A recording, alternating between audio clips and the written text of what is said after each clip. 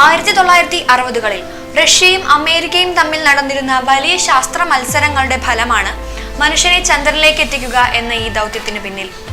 ആ കാലത്ത് ബഹിരാകാശ നേട്ടങ്ങളെല്ലാം കുറിക്കപ്പെട്ടിരുന്നത് റഷ്യയുടെ പേരിലായിരുന്നു. ഒന്നിനു പിറകെ ഒന്നായി അമേരിക്കയുടെ ബഹിരാകാശ സ്വപ്നങ്ങളെല്ലാം പരാജയപ്പെട്ടിരുന്ന കാലം.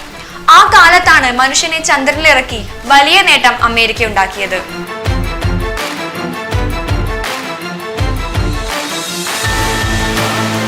നീണ്ട 10 ശ്രമങ്ങൾക്കൊടുവിലാണ് അപ്പോളോ 11 ലക്ഷ്യത്തിലെത്തുന്നത്. ആദ്യ ശ്രമം അപ്പോളോ 1 പൂർണ്ണ പരാജയമായിരുന്നു. യാത്രയ്ക്ക് 3 ആഴ്ച മുമ്പ് പരീക്ഷണത്തിനിടയിൽ അഗ്നിക്കിരയായ ഈ വാഹനത്തിലെ 3 ബഹിരാകാശ യാത്രികരും വെന്തു മരിച്ചു. നാസ വീണ്ടും ശ്രമങ്ങൾ തുടർന്നു. അപ്പോളോ 6 വരെയുള്ള ശ്രമങ്ങൾ ആളില്ലാതെയാണ് പരീക്ഷണം നടത്തിയത്. 7ഉം 8ഉം ദൗത്യങ്ങളിൽ മനുഷ്യനെ ഉൾപ്പെടുത്തിയിരുന്നു. അപ്പോളോ 8-ൽ മനുഷ്യൻ ചന്ദ്രന്റെ ഭ്രമണപഥത്തിൽ വരെ എത്തി. 10ാമത്തെ ദൗത്യത്തോടെ മനുഷ്യൻ ചന്ദ്രനിൽ ഇറങ്ങുന്നതൊഴിച്ച് ബാക്കി എല്ലാ ഘട്ടങ്ങളുടെയും പരിശീലനം പൂർത്തിയായി. സ്വപ്നതുല്യമായ ഈ നേട്ടം കരസ്ഥമാക്കുന്നതിനായി അന്നുവരെ നിർമ്മിക്കപ്പെട്ടിട്ടുള്ളതിൽ വെച്ച് ഏറ്റവും ശക്തിയും വലിപ്പവുമുള്ള ഭീമൻ റോക്കറ്റിന് നാസ രൂപം നൽകി. സാറ്റേൺ 5 എന്ന ഈ റോക്കറ്റിന് 110.6 മീറ്റർ നീളവും 2700 ടൺ ഭാരവും ഉണ്ടായിരുന്നു.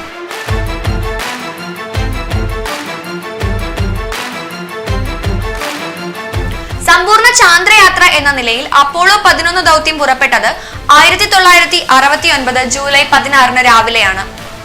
നീൽ ആംസ്ട്രോങ്ങും എഡ്വിൻ ആൽഡ്രിനും ചന്ദ്രനിൽ ഇറങ്ങിയപ്പോൾ യാത്രയിൽ കൂടെ ഉണ്ടായിരുന്ന മൈക്കൽ കോളിൻസ് കൊളംബിയ എന്ന കമാൻഡ് വാഹനത്തിന്റെ ഉത്തരവാദിത്വം ഏറ്റെടുത്തിരിക്കുകയായിരുന്നു.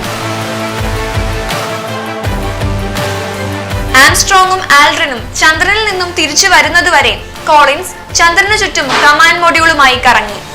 മണ്ണും പാറയും അടക്കം 22 കിലോ വസ്തുക്കളാണ് അവർ ചന്ദ്രനിൽ നിന്നും ശേഖരിച്ചത്. അപ്പോളോ 11 ദൗത്യം കഴിഞ്ഞ് തിരികെ ഭൂമിയിലേക്ക് എത്തിയ സംഘം ശാന്ത സമുദ്രത്തിലാണ് വന്നു പതിച്ചത്.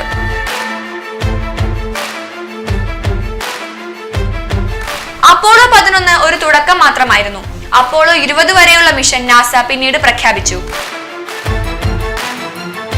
അപ്പോളോ 13 ഒഴികെ ബാക്കിയെല്ലാം വിജയമായി. 10ഓളം പേർ ചന്ദ്രനിൽ ഇറങ്ങി. ചന്ദ്രനിൽ കാലുകുത്തിയവരെ കുറിച്ച് ചരിത്രം പറയുമ്പോൾ ഇതിനു പിന്നിൽ പ്രവർത്തിച്ചവരുടെ ശ്രമങ്ങളും കാണാതെ പോകരുത്.